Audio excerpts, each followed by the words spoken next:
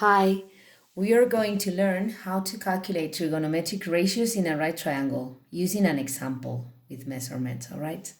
So we know that our side B equals 56 centimeters, our side A measures this, and then we know that angle A measures 90 degrees. Okay, so that's why we know that we are in a right triangle.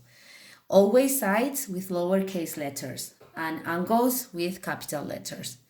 Let's draw a right triangle. That could be this. Okay.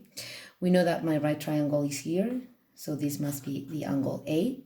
And then always the opposite side of an angle has the same name, but the same letter, but in lowercase.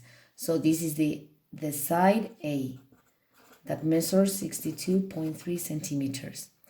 Then we have to choose one side, one of the legs for B and the other for C. Let's say that, for example, my side B is here. That measures 56 centimeters. So this would be my side C.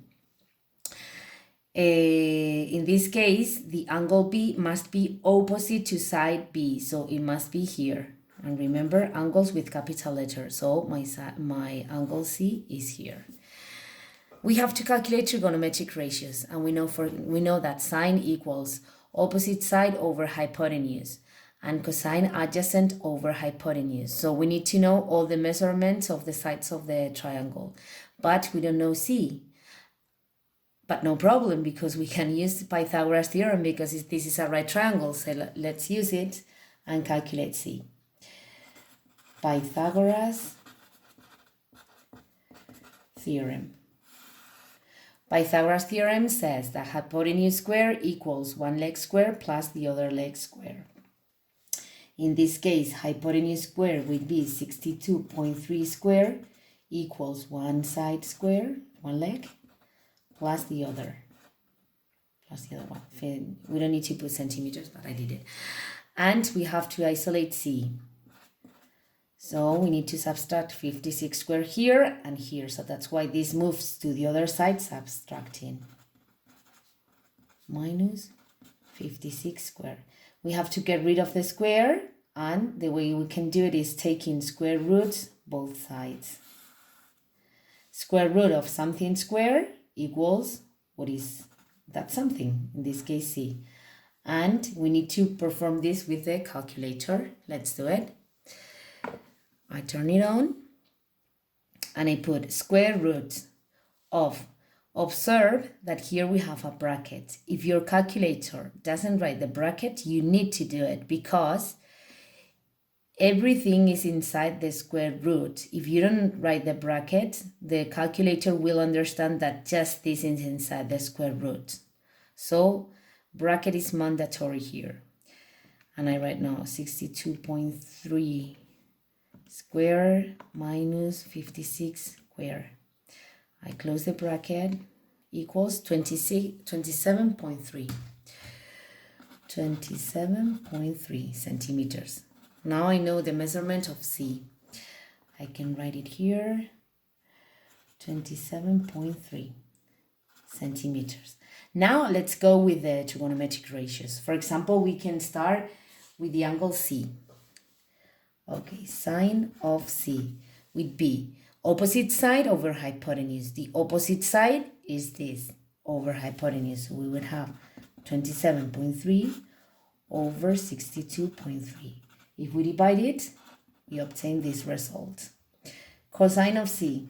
In this case, it would be adjacent side to this angle. That is this one, all right? So over hypotenuse, 56 over 62.3, and the result will be 0.90. And now tangent of C. We have two options to calculate tangent. We can divide sine over cosine, these values, or opposite side over adjacent side. In this case, I prefer to do it with the sides because here we rounded the numbers and we lost accuracy. So if I want to have the most accuracy, I have to do it with the sides.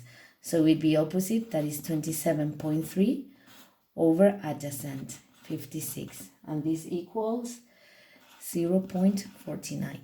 Now we have to calculate the inverses of these ratios. The inverse of sine is cosecant of c. Remember that to the one that starts with the letter S goes with c, the inverse, okay? So cosecant would be 62.3 over 27.3, and the result is 2.28. Then secant, that is the inverse of cosine, so we have to put the fraction upside down, over 56, and the result is 1.11. And lastly, we have to calculate cotangent, that is the inverse of tangent, and it would be 56 over 27.3, and the result is 2.05. Now we need to calculate the same trigonometric ratios but for the angle B. But observe that the angle B is the complementary of C. Why? Because in a triangle, all angles must total 180. Since this measures 90, this and this must total 90, so they are complementary. What does this mean? This means that what it is this opposite side for C, look, it would be the adjacent side for B, and what it is opposite for B would be adjacent for C. So I don't need to perform calculations. Cosine, sorry, let's start with sine the same way. Let me here. So sine of B. Sine of B would be opposite over hypotenuse. Observe that that was my cosine of C because they are complementary, so I just need to copy the result, that it would be 0.90.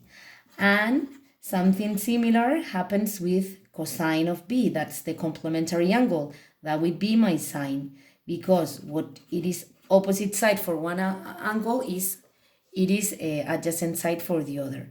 Now tangent. Tangent of B. Tangent of B would be, since what it is opposite, it is adjacent, it would be exactly my cotangent. So I just need to copy this result here. Now I need to calculate cosecant of B. Cosecant is the inverse of sine, but sine of B was cosine of C. So I just need to copy secant of C. That was 1.11. And then secant of B. Secant is the inverse of cosine, but this cosine was my sine, so I just need to copy this inverse, 2.28. And to conclude, I just need to calculate cotangent of C. Cotangent would be exactly tangent of C, that is 0.49 for the same reason. And that's it. I hope you understood, and if you have any questions, just let me know. See you soon. Bye.